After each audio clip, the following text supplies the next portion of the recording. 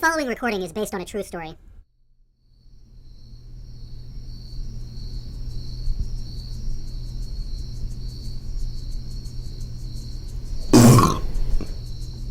I'm starving.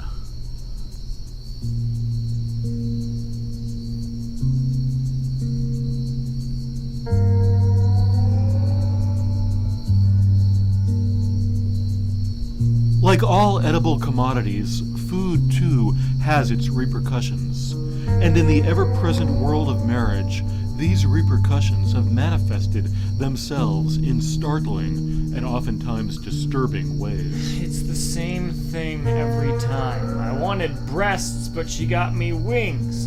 God damn it, Beatrice. Some of the biggest problems in food have been the socio-cultural ones. Because of gender roles, men have been becoming increasingly angrier at women for bringing them home the wrong meals. I told you I was starving. Exactly all food can be found in the marketplace. I'm starving. It's very rich and nutritious. The flavor is great, plus it's high in vitamins.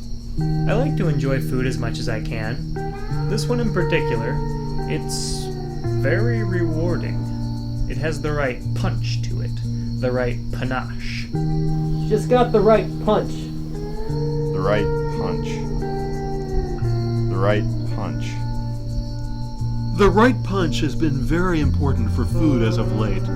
In a dying economy, nothing has been easy. In some places, you can barely even access food at all. In uncivilized countries, food has been scarce. Preserves have been set aside for those for whom food has been particularly elusive. This man hasn't been fed in days. His skin is taking on a greenish tinge where starvation has begun to sink in. I'm truly starving. The damage has been quite severe. Luckily, the UN has interfered exceedingly. It is very important that food continues to be supplied.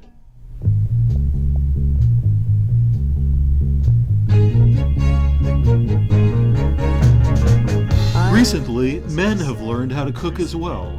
58% of males have virtually mastered spaghetti, and an ever-whopping 78% of males can fluently operate a dishwasher.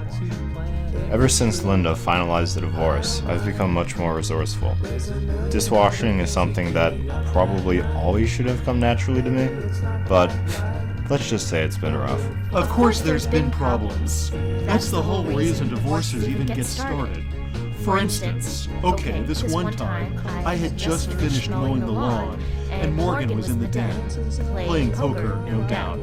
And I come up to him and I ask him, "Are you too big of a sucker to enjoy some wine with your other?" Let's just say he didn't resist. While marriage has indeed been rough, food has been equally severe.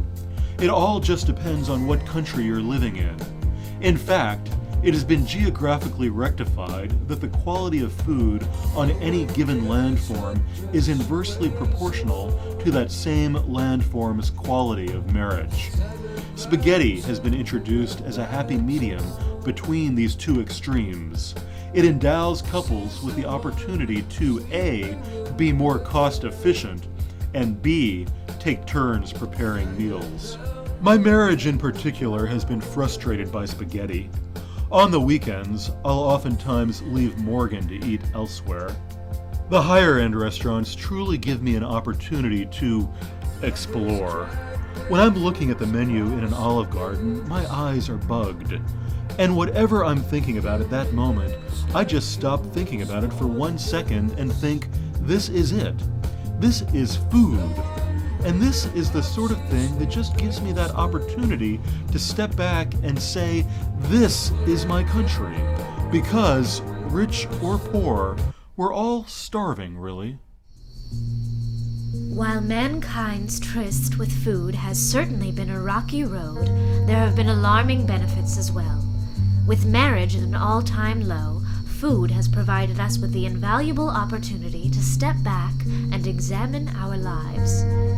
As food has begun to circulate more prominently in lesser circles, marriage rates have skyrocketed, with as many as 50 couples eating together in a single facility at one time. For me and my partner, things have been fairly interesting. For Starters, he's been around the house a lot more, but the first thing I noticed was how left out I'd feel during mealtimes. I'd feel this tension, Like he was jealous of me.